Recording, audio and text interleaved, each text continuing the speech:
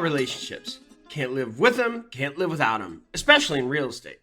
So it's probably a good idea to understand how your relationships to people change based on the legal relationship that gets created when you represent someone as an agent.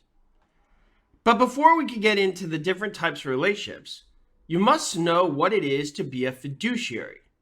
A fiduciary duty legally obligates one person to act solely in the interest of another person. So a fiduciary is the person that knowingly accepts that obligation. A fiduciary agrees to always put their client's best interest first, which brings us to another important point, understanding the difference between a customer, client, and principal. The differences are subtle but important. A customer is an interested party who might be dealing with an agent, but who is not being represented by the agent. There is no fiduciary duty owed to the customer. That being said, a customer can still expect an agent to provide honest and fair dealing, which is just smart business anyway, since dishonesty during a transaction can be a basis for litigation from the customer. Clients and principals get confused for a good reason. But here is the secret. They're the same thing. Many people hear the two terms and think, well, they must be different relationships because they have different names. But nope.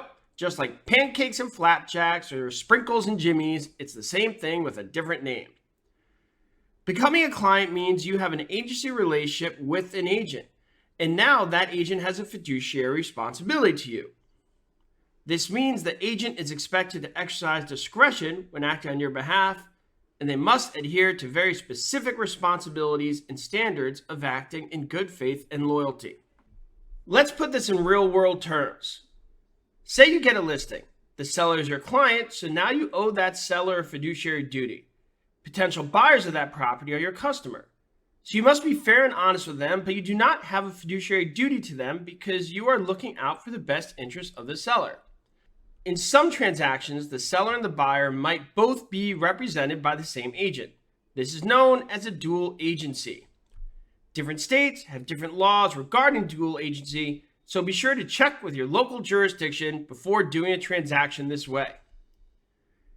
Even when it is permitted, most people prefer not to work with dual agents because there is a natural conflict of interest.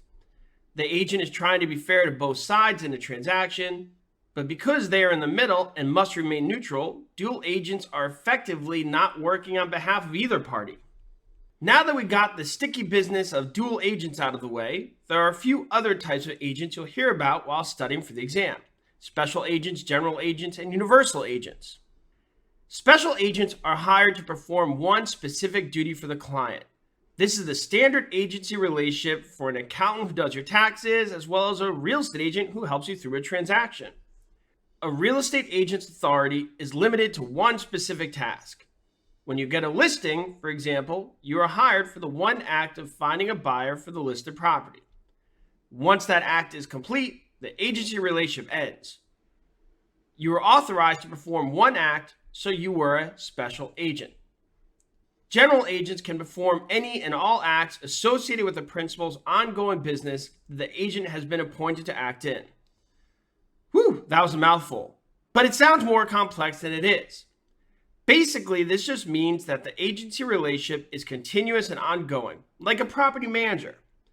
The relationship ends when the contract ends or by mutual agreement. Finally, we have universal agents. These are the superheroes of agency relationships with full authority to act on behalf of a principal. Many times, universal agents will have a power of attorney to act on their principal's behalf. Universal agents can, in a sense, act like they are the principal. They can even sign legal documents and purchase or sell property for them. Universal agents are powerful but rare. Like superheroes, there aren't very many of them. I hope that helps you understand some basics of agency relationships.